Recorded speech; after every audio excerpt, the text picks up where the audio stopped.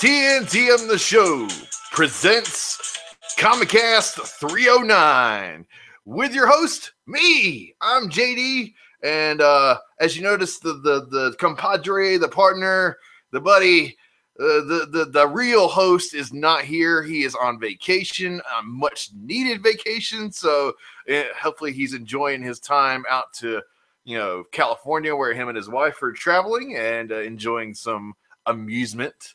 Again, happy Halloween, everybody. I am recording this on the 31st of October, 2017. And since it is daylight, we are early. So, I mean, I was like, why not go ahead and knock this out now so I can go out and enjoy the Halloween out in the neighborhood? So you may come across me in somewhere in the Rio Rancho area this evening because I love Halloween. I around and see who I can scare, so I might be putting on my happy face later. I haven't quite decided what I'm going to do, but it's going to be fun, and I'll be sure to do some pictures, whatnot, if I do anything. Anyway, I'm here to review the comics for the 25th of October, 2017. We have our own grading scale here: buy, skim, and pass. Variations on buy and skim: strong buy, weak buy, strong skim, weak skim. Pass, we pass, which is a rare thing. We would come across that. And we have runners-up and contenders for the best book of the week, the B-Bow, the back and bag of the week. Yeah, there's not really too much news going on right now, nerdy-wise. Rebels is still kicking off and doing some great stuff. I've yet to see this season, so yeah, I'll end up catching that probably during the Christmas break when all the other shows are going on. The Gifted is amazing still. This recent episode today, it had its logical flaws, and I was somewhat unimpressed because, well, it's got flaws. I mean, it's not perfect, but it's like, come on, you could have done this. But if you watch episode 5, you'll know what I'm talking about. I've actually got the pleasure of watching the Dirk Gently's Holistic Detective Agency season 1. I love it. It's amazing. It's really well done. Makes me want to actually pick up the book now. The book is written by Douglas Adams, who is also the author of The Hitchhiker's Guide to the Galaxy. And yeah, really good. The CW shows are still running strong. Pretty good. Inhumans, kind of, sort of teetering on. I really don't care. But there's like 2 episodes left. So if you watched it this long, why not continue and finish it out? You're already invested this much time in it. Just go ahead and get it all done. Tomorrow, the Bad Moms Christmas thing comes out, which is a smart idea by the company to release it on the Wednesday, since Friday the big movie for the month comes out, Thor Ragnarok. So if you are hearing this from me, I have been spoiled. I know what's going to happen. I know the whole story. I know all the plot twists and everything. My friends in the UK decided that they were going to see it this past week and ended up telling me about it. And instead of telling me, hey, it was good, I enjoyed this is the flaws that were in it, they told me the plot line. Come on.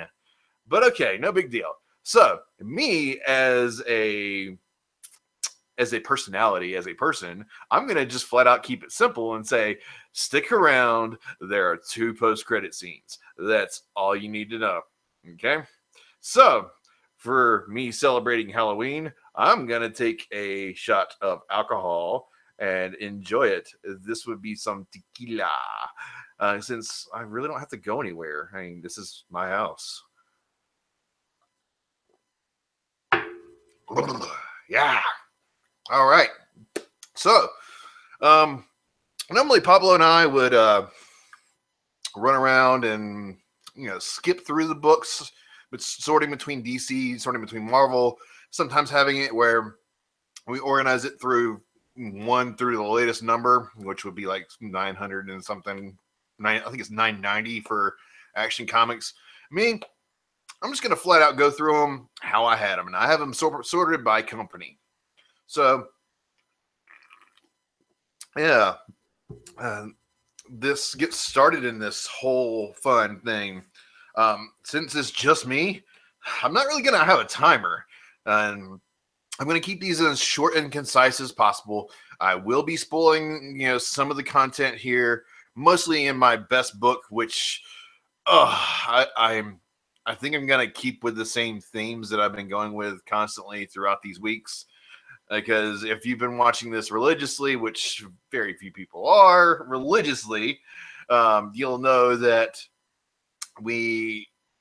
I've been loving some of these Dark Knight metal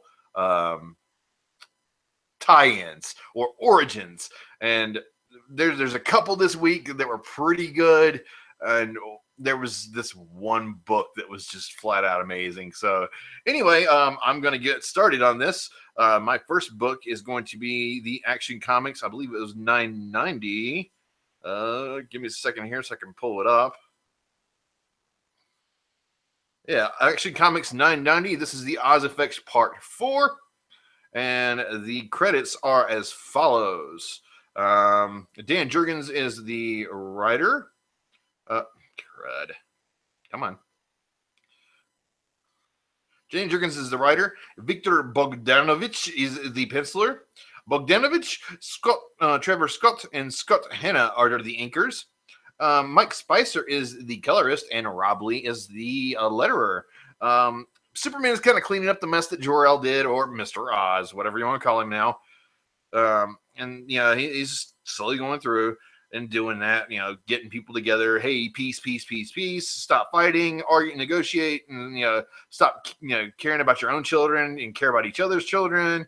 John has, of course, been abducted or coerced by Jor-El, and everybody's looking for him. Jimmy gives Lois Lane the watch. The signal watch is probably the best way to do it. While Mr. Oz is showing Jonathan the world of super peoples. And he says, hey, I kind of want you and your family to come here. Even your mom, she would be welcome here. And he's like, well, mom's not a superhero. She doesn't have powers. And he goes, yeah, she does. Her mind is a superpower, which is, I love that. I love it. It's fantastic. But yeah, he says this, and I quote, Earth has never been a threat like this. In that one world, your father can't survive. The Justice League stands no chance. The entire plane of existence has no future. So he's alluding at a future threat that we will see probably in the next couple of months, supposedly after this arc. Yeah, it's pretty cool. Superman ends up, cleaning up all the mess, whatnot, and goes back to Metropolis for Lois towards the signal watch, and and Jonathan returns with Jor-El and says, "Hey, you kidnapped my son." He's like, "Nah, Dad, I came and did this by myself. This is my own free will," and he throws a punch at Jor-El, and he's all pissed off. His son, was abducted, and Jonathan goes, "No, you got to listen to him. If you don't listen to him, we're all gonna die." And that's where we end. So I imagine the Oz effect here is going to lead into the Doomsday Clock. I'm not sure how, but they planted the seed with this threat to existence that nobody can stop. I don't know. This is a pretty good issue. A lot of reading, a lot of Superman going in and trying to clean up the mess that Mr. Oz, or Jor-El, I'm going to call him that.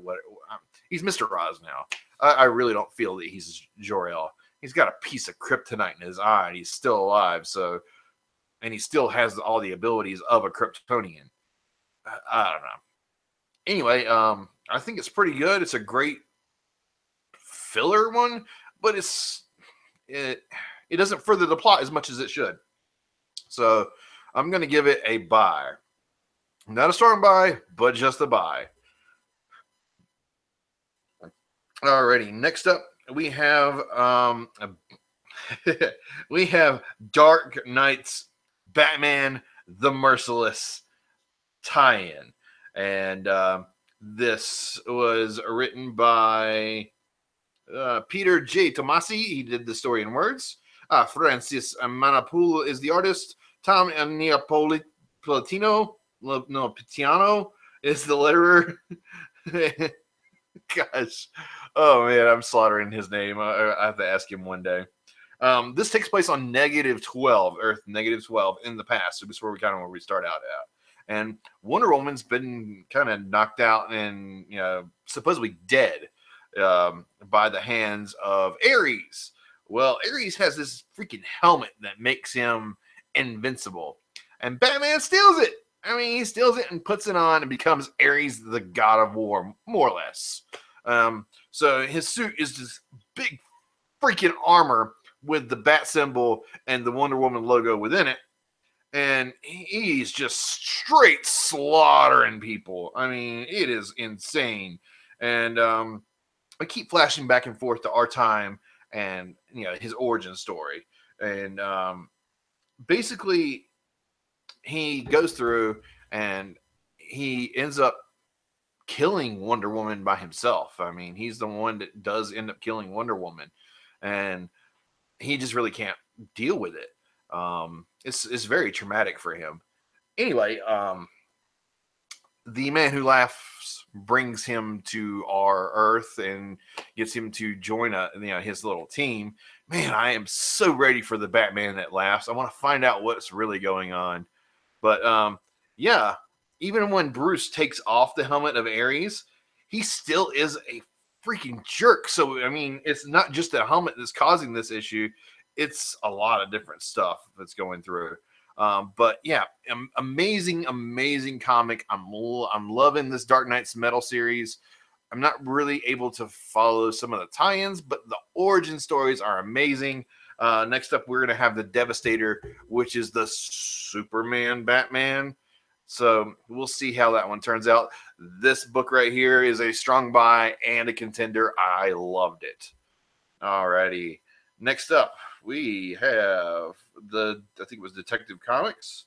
No. It was Batman Beyond number 13. This is credited to Bernard Chang as the writer-artist. Marcelo Maiolo is the colorist. Travis Lanham, or Lanham, depending on your pronunciation of it, is the letterer. And we had the Shriek guy, the one that does all the Sonics and stuff. And there's just like a lot of bombs going around the town. And then we have the thing at Gotham Heights Arena where everybody's playing whatever that sport is. Can never really remember what it's called. Batman's going around and shutting off all of these bombs, whatnot. I mean, that's the thing for it. And yeah, it's just really just from one step to the next. And each bomb he's got to go through and disarm, he comes across a villain. And it's just bouncing from one spot to the next, and then keeps bouncing back to the tri-ball thing, which is like a 3-court basketball thing, I guess. Matt's playing. And it looks like that Max is there as well, but it's hard to tell because they don't really say her name. But yeah, I mean, all in all, it does build up suspense between going from the tri-ball game and to going to what Batman is doing. And yeah, I love it. It's great. I love the art. And then we end up getting this nuclear chick. Her name's Freon. And she's expelling tons of radiation, and it's really messing with things. All in all, they defeat her. Some of the bad guys come together and help defeat her, whatnot. I love it, man. I thought this was a great book, although it was quite confusing the way it was paneled sometimes. It's really good. Our next issue is called Back to the Future.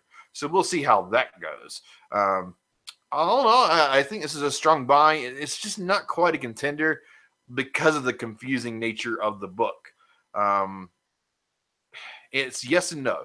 It has the suspense there because you have the timer for the basketball game because he's trying to meet and watch his brother play, and then he's just bouncing back and forth as Batman. So you have that suspense there for the paneling, but because it's backing between like an origin story, what's currently going on with the bombs, and with the Tribal tournament, you don't really know which one to really go through. I mean, if it's between what Batman's doing and then what the Tribal tournament is, then I could see it a little bit better. But this is it. That's what it confused me with. So strong by, not a contender.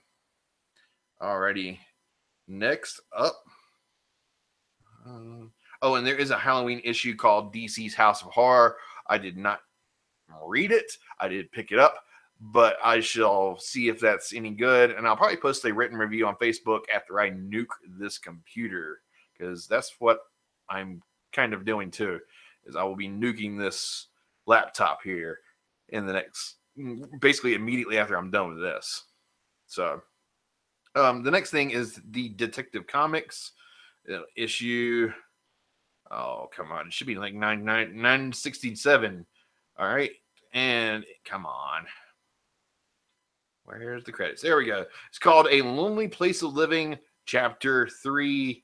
It is James Tynion the Fourth as the writer. Alvaro Martinez is the penciler.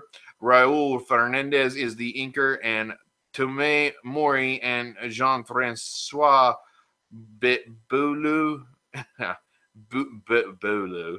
I'm horrible at French. The colors. And Sal Cipriano is the letterer. And Tim's back, and he's in the hospital. And Bruce owns the hospital and is taking care of Tim. He's welcomed back into the team with loving arms. He brings the team back together and is explaining to them what's going on, how the future me is going out there and causing a bunch of crap. And future Tim, as Batman, ends up meeting with Spoiler and talks with her a little bit. And they're like, okay, well, Tim, if you were in a strange place, where were you go? Well, Tim's like, the only place I've ever felt is home, and that's Wayne Manor. So we have Batman Tim, let's just call him that, Batman Tim, talking to Alfred, and he's talking and explaining things to him. And the remainder of the Robins show up, Nightwing, Jason Todd as the Red Hood, and Damian, along with Ace the Bat Hound, let's call him Ace the Bat Hound, all show up to try and fight him. And he ends up infecting the Bat computer with something called Brother Eye, which I'm not really too familiar with. For some reason, I think that it is something to, like a watch, a surveillance thing. So, I mean, I'm not really too familiar with the Brother Eye. It does sound really familiar, like I've seen it in the Teen Titans show or read it in some of the comics. It's just not going through and reminding me of things. Love the reunion with Tim and the team. Yeah, it's great. It's fantastic. I love the return of Tim Drake because he's a great Robin. Still not my Robin, but he's a great Robin. Strong by contender. I love it. Oh, and yeah, if you didn't see my shot glass, there's one side of it. And there's the other side. The dark side is full of that. Yeah. Anyway, on to the next comic. Let's see here. What do we got? Hal Jordan and the Green Lanterns, number 31. Come on. Where's the credits page? Mind Games. This is Mind Games, the conclusion of a Metamorphose.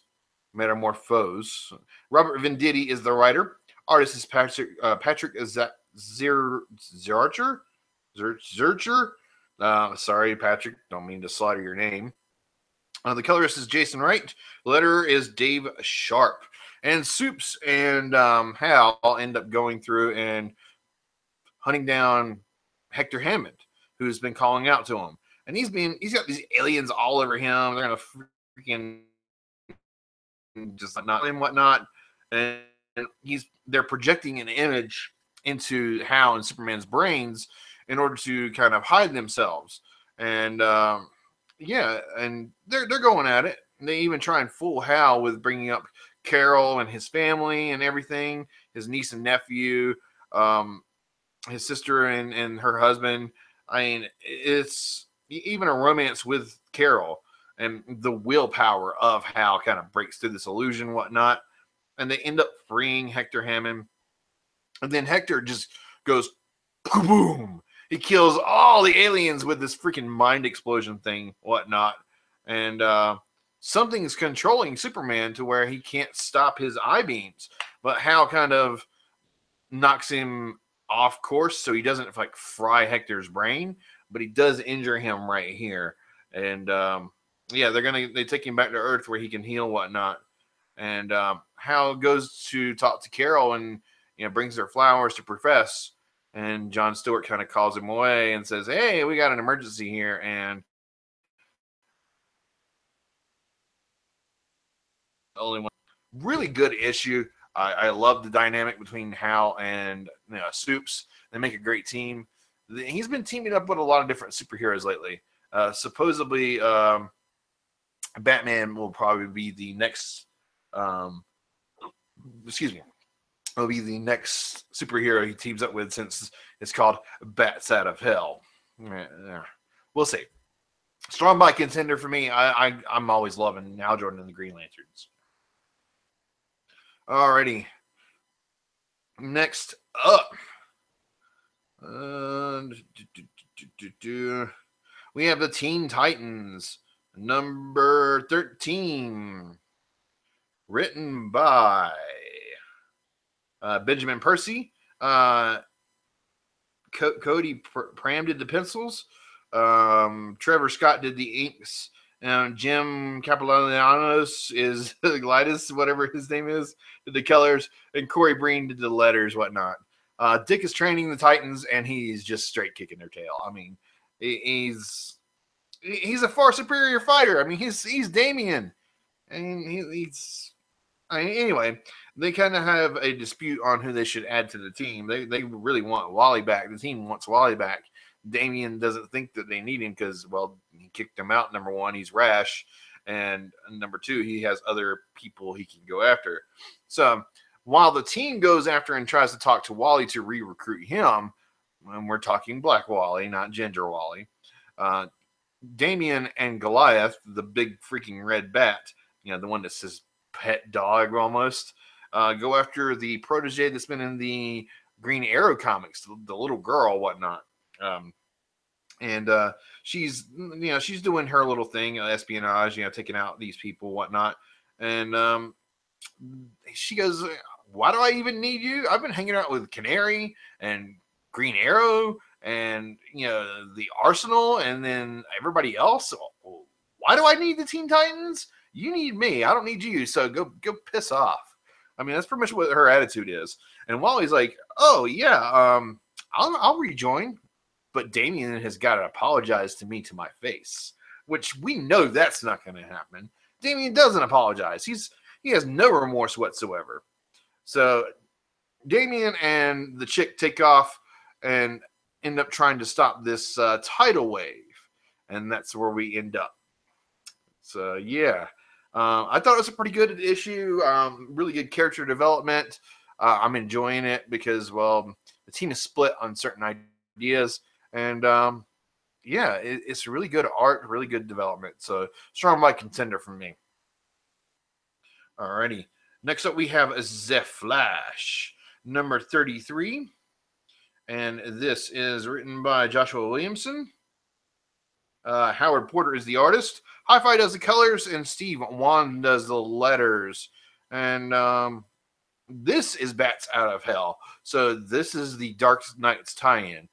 So that's I guess what the Green Lanterns is going to be next is the Dark Knight's tie-in. Anyway, it shows where Flash Barry is helping Soups go through the negative zone to find the Earth Zero Bruce. And afterwards, him and Steel are talking and whatnot, and they're teaming up. We get a panel of like Dr. Fate and Wonder Woman, next to each other, Mr. Terrific and Green Lantern, Deathstroke and Aquaman, and of course Steel and the Flash, all kind of trying to do their own thing. And it's crazy. It's the Dark Knights, the Dark Universe people are kidnapping the heroes, the Justice League, whatnot. And finally, the Murder Machine and the Devastator go through and start hunting down the Flash and the Steel. And man, there's a battle that just goes through. They destroy the portal to get Superman and Batman out, and then there's a boom tube that goes to Central City, and the skies are red. It is insane.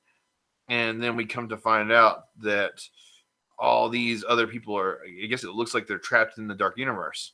And Barry keeps hearing Bruce's voice. Everybody keeps hearing Bruce's voice. And they're like, Bruce, are you here? Are you here? And then I can hear Bruce's words, but for the first time, it's not telling me to go faster. It's telling me that there's nowhere to run. And we find out that it's either the Red Death. Well, the Justice League is kind of fighting their own bat counterparts. The Red Death is fighting the Flash. The Green Lanterns are fighting each other. The Merciless is fighting Wonder Woman. The Drowned is fighting Aquaman. So yeah, I mean, it's gonna be fantastic. 2 weeks, next issue, we're going to be seeing the return of Black Hole. So I imagine this Dark Knight's Metal thing will be over with by then, maybe. I don't know. We'll see. This issue, Strong by Contender, I love this. Really psychological, good Dark Knights tie-in. It makes me so hyped to read The Batman That Laughs, The Man Who Laughs. I really want to see that origin story and see how that pans out, because something tells me that that's going to be the turning point for this entire series. Alrighty. And is there any DC comics left? No, that is it for my DC comics. So that would normally be a time for a commercial break. So what I'm going to end up talking about is the future of Albuquerque Comic Con. Albuquerque Comic Con is coming up. It looks like, I think it's the 12th through the 14th of January. We're going to have some great guests there. Of course, Sean Schemmel, the voice of Goku from Dragon Ball, is going to be there. I'm excited to see him. Who else? Machete, Danny Trejo. He'll be there, which we'll be glad to talk with him. Maybe get a couple of sound bites out of him. Find out what his future projects are. Did you know that guy's in his mid-70s? He looks fantastic.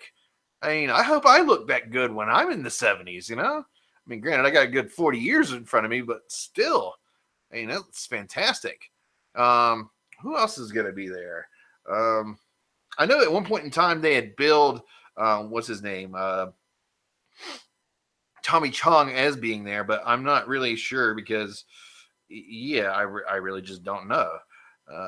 Albuquerque Comic Con. Let's find out what the ad says for them, because I remember the ad. I just can't remember it off the top of my head. I know that Johnny Young Bosch and Karen Ashley, 2 Power Rangers, are going to be there. They have been billed there. Sin Korn from Ministry and Doyle Wolfgang von Frankenstein from Misfits, they're going to be there. Charles Fleischer, who was the voice of Roger Rabbit. He was also in Back to the Future Part 2 as the old mayor. He's going to be there. Turk, Rob Morgan, Turk from Daredevil and Luke Cage, the bumbling bad guy that gets all messed up is going to be there. What else? Who else is going to be there? I mean, I'm sure we're going to have lots of cosplayers there. Mattis Matty cosplay is normally there. Kitty Kaboom is normally there. It's always going to be a great time. Again, I think it's from, I can never find the flyer for it. Yeah, I'm pretty sure it's the 12th through the 14th. So, yeah, check it out. We're going to try and be there one way or another because I really want to talk to a lot of these people. I think even Sting is going to be there, if I'm not mistaken. But yeah, Tommy Chong, I'd love to get him, saying a couple of things for the show, maybe doing an intro. We'll see. Because Tommy Chong has just been an amazing performer and comedian for longer than I've been alive, at least. Danny Trejo is just. I first saw Danny Trejo on Desperado, and I'm sure he's been a lot more stuff before then, but that's when I first saw him. And amazing guy, Sean Shamel. I mean, he's just a great voice actor. I mean, to say, hey, get Goku to do something for us would be fantastic. And then, of course, Johnny Lim Young Bosch. He's also an amazing voice actor. I mean, he does the voice of Trigun. I think he does a couple of voices on the One Piece. He's got a nice laundry list of stuff that he does. He's even the voice of Artemis on the Sailor Moon Crystal. So, he's always great. I wonder if his band Eyeshine's going to show up because they're actually really good too. So, anyway, again, Albuquerque Comic Con, January 12th through the 14th, 2018. So, next year, got plenty of time to prep. Got plenty of time to get some tickets. They're on Facebook. I'm pretty sure you can get them on their website. Check it out. And let's get back to some comics. We have all new Wolverine, number 26. This is Orphans of X Part 2. Tom Taylor's the writer. Juan Cabal is the artist. Nolan Woodard is the color artist. And Corey Petit is the letterer. And this kind of flashes back and forth between what Laura is saying and what's happening with Dakin and the Orphans of X. The Orphans of X, well, they end up kind of amputating something from Dakin. He ends up, getting one of their masks and escapes their clutches. Gabby and Laura are both at the X Mansion, and they're kind of talking to everybody. And she's explaining what's going on, what happened, and her experiences with Dak and whatnot, and how they're looking for the Maramusu blade. And that's the blade that's made out of the metal that can kill people who can heal. I think it's normally also what Dakin's claws are covered with, if I'm not mistaken. So we'll see how that works. But yeah, it's Dakin does show up at the mansion and whatnot, or a house. There is a lot of chaos that ensues. And some of the Orphans of X do end up shooting Dakin and then kind of jetting. Pretty crazy. Very, very good art style. I like the way it's framed, whatnot. I'm enjoying this series because you have Dakin and his sister Laura, because I mean that's kind of what they are, really. They're both children of Wolverine to the most part. But yeah, it's really good. I'm enjoying it. Strong by contender. I really like this. Okay. Alrighty. Next up, I have Ben Reilly, the Scarlet Spider, number what number? It should be like number 9. Yeah, number 9. This is written by Peter David. Will Slaney is the artist. Jason Keith is the color artist, and Joe Caramagna is the letterer. And we have it where we left off. Some of the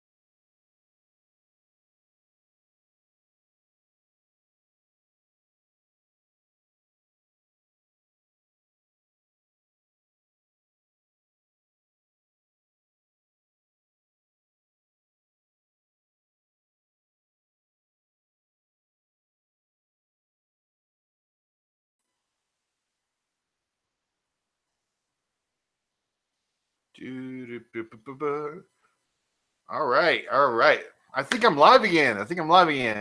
Had some sort of power outage or something like that. Really weird. Um, yeah, love it. Anyway, as I was saying, the Hornet guy throws out this nice little bomb, and it opens a portal to another dimension, and we have a tentacled monster comes out. So really weird. I'm not sure if this is Shumagorath or if this is the like a tentacle demon. Who the hell knows what this is? But hey, I'm loving it. I'm a Ben Riley fan. I'm liking it. So strong by contender for me because I'm always got my soft spot for Ben Riley. All right. So next up, what do I have next? This is not too much for Marvel. I'm sure Pablo will be doing something with some of the Marvel stuff later on that I don't get to, including giving out some of the codes, which, I currently don't have. I didn't quite get down to his house and grab the stuff, but, is what it is. Next up, I got Jean Grey, number 8. This is Psych Wars, part 1. Dennis Hopeless is the writer. Victor Ibanez is the artist. The colorist is Chris Sotomayor, and Travis Lanham is the letterer, whatnot. And we're in the mind of Emma Frost, and the Cuckoos are kind of going out there. So basically, it's like a version of the school in Emma's mind. There's a lot of chaos, whatnot. There's a Wolverine that's there, and instead of everybody seeing young Jean Grey, they're seeing the old one, the one that's crazy and whatnot, or went crazy, whatnot. Anyway, so she's hunting around inside of Jean's mind. I mean, inside of Emma's mind, and the battles ensue, whatnot. It is just crazy, crazy, crazy. She ends up going across the Cuckoos, and they're like, "Hey, the Cuckoos are like, hey, Emma's upstairs with your husband." She's like, "That's not my husband." But whatever. I don't really care about that. And Zorn pops up, and as we all know, Zorn is a form of Magneto with the cool skull mask and stuff. So she ends up defeating a little bit of those, and then there's huge freaking Tri-Sentinel comes across, and they're like, "Oh yeah, this is like the same thing that blew up Genosha." So yeah, and eventually she goes up to the penthouse, whatnot, where the Radiant Gardens, whatever, I think it's the Gardens, whatever. And Scott and Emma are there. Emma is wearing the Red Phoenix outfit, which kind of actually suits her, actually. Anyway. Jean Grey kind of gets attacked by Scott. Scott is just kind of going with her, and he has a piece of the Phoenix inside of him.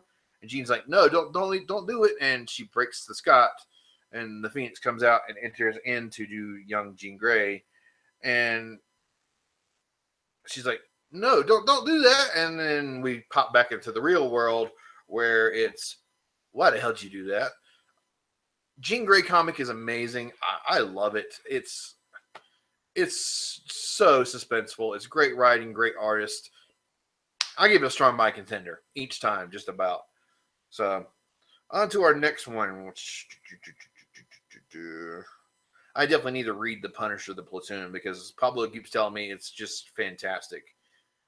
I'm going to flat out say it. I did not read The Mace Windu number 3 because I've completely lost interest in it. I skimmed through it. It didn't really look good to me. It didn't further the plot. It was just a bunch of drama. And as much as I like Mace Windu, I would love to see Sam portray this as like a short Rebels episode or a Rebel style episode. That's what some of these 5-issue comic arcs should have been, is they should have been the Star Wars Rebels style. It's like a half an hour episode, maybe in a 45-minute episode, maybe an hour-long special, and they could have made a ton of viewers off of it. People would have been like, "Yeah, I like it." No, I don't like it. But that's what this is. It's testing the waters to see if people are going to like it in different mediums. So if you check out the Mace Windu comic, let me know what you think. I just personally didn't like it.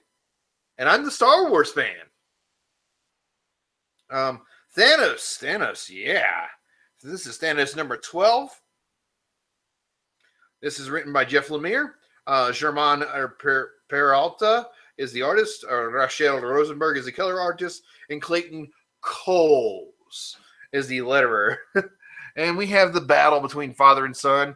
Thane, of course, has the power of the Phoenix inside of him, and the Thanos and the chickadees, the three fates, whatever, they expel the Phoenix from him, and it flies off supposedly towards Earth. That's pretty much what we're trying to do. And Thanos just kind of beats the ever-loving crap out of his son Thane. I mean, straight beats him up. And then he throws him in that pit, and he becomes a fossilized prisoner there. Death then appears, and the Fates are like, hey, sister, you're not supposed to be here. And she's like, I go where the hell I want. And she's like coming on to Thanos and whatnot. And Thanos is like, I ain't got time for you, chick. I wasted my time for you. Go away. And then the three Fates kind of surround her and trap her wherever she's at. And Thanos escapes and leaves Nebula and the other guy there, along with Eros, or what's his name, Star Fox, whatever his name was. And he goes back to his throne. And that's kind of where we end it. It's a nice conclusion to the arc of Thane versus Thanos. I loved it. The art's amazing.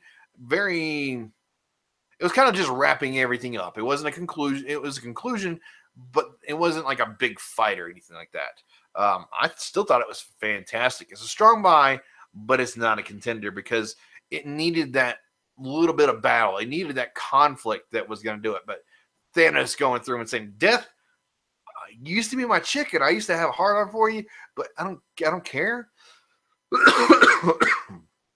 So I thought that was great and amazing. So again, strong buy, not a contender.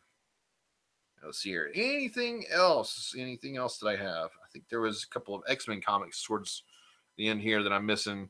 I want to say it's Weapon X and the X-Men Blue. Two X-Men comics. So we have Weapon X number 10. This is written by Greg Pak and Fred de Van Lente. Artists are Mark Borstel and Ibram Robertson. Color is done by Frank D'Armata, and Joe Caramagna is doing the letters. And we have the Weapon X team. We have Weapon H being carting around the mast or whatnot, and it's pretty cool. She orders them to kill some innocents, and he's kind of resisting and whatnot.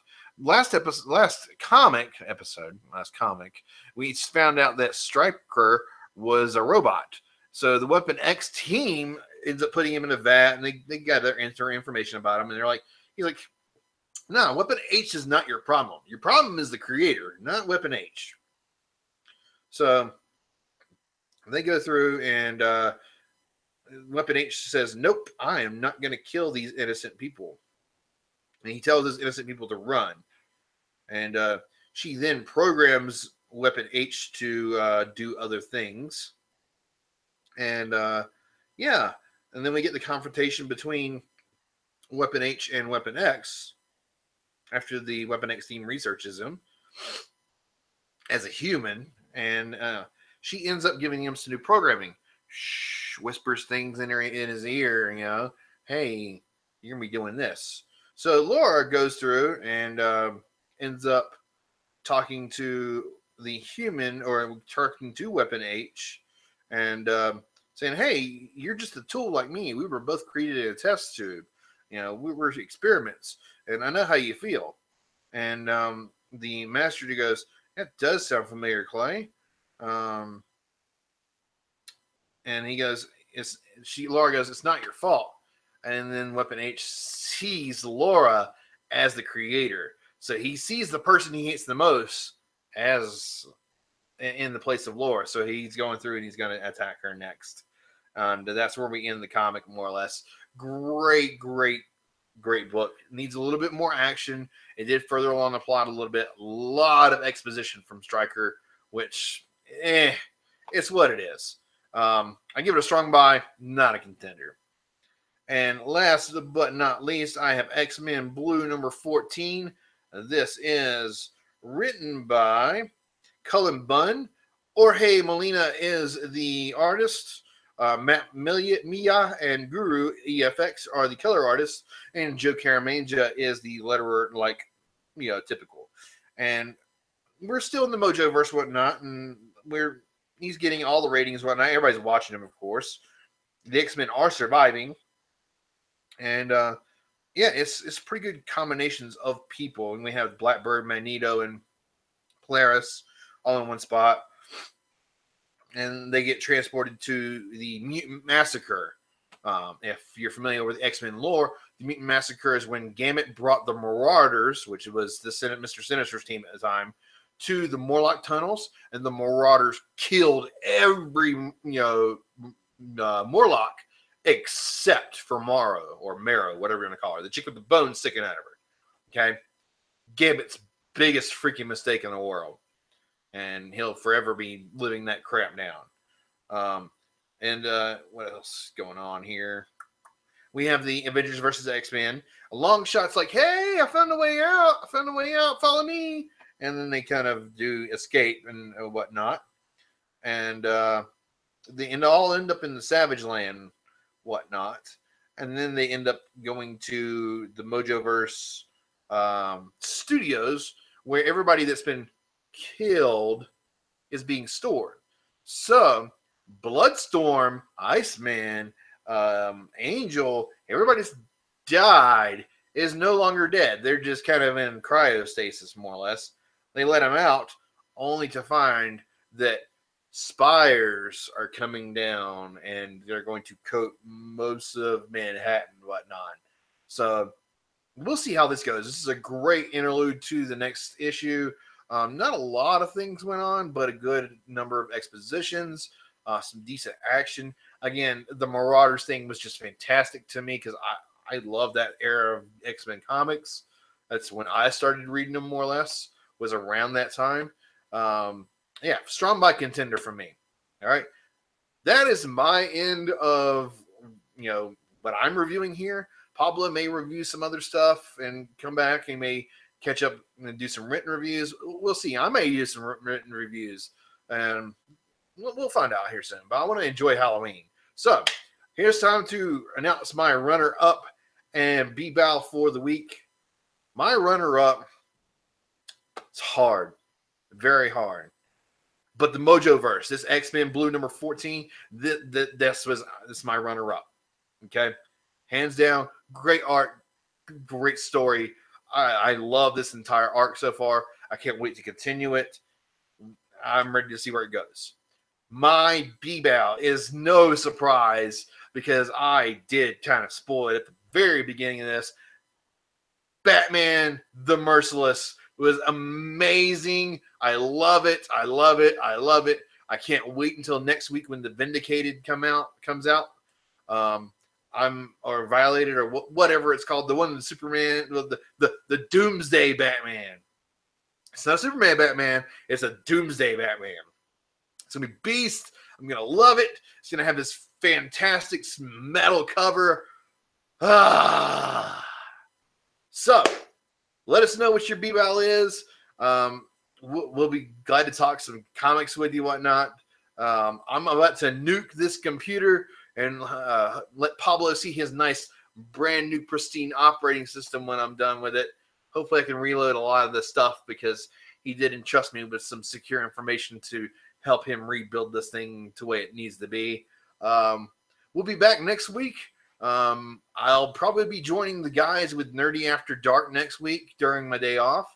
And I'll be doing a shift change here in the next month, probably about a month from now. I'll be on a different shift, and we'll have to rearrange how we do the Comicast, whatnot, a little bit. But hey, check us out on all social media platforms: TNTMTheShow, YouTube, Facebook. We have a Facebook community, which I'm really active in. I do post Dragon Ball Super whenever I can. I post everything when I can. I like to have some good discussions up there from time to time. Again, Pablo is probably going to be posting some cool Disneyland pictures, because I'm pretty sure that's where he's been at a couple of days. Hopefully he checks out the replaced Tower of Terror, which is now Guardians of the Galaxy Mission Breakout. I'm sure there's a ton of stuff in the collector's vault because I had a friend of mine from work who just came back from Disneyland and said, hey, there was a ton of crap there. Like, he even told me about this instance where you could see Peter Quill's tape player, and that the animatronic Rocket Raccoon kind of sticks his hand in there and goes, I'll take that, and just yanks it out of there. Little stuff like that. So, I mean, if you can, check out that Disneyland thing. I'm going to wait until 2019, 2020, because the Star Wars thing is where it's at for me. So, again, check us out on TNTMTheShow everywhere. And keep your eyes hungry for comics.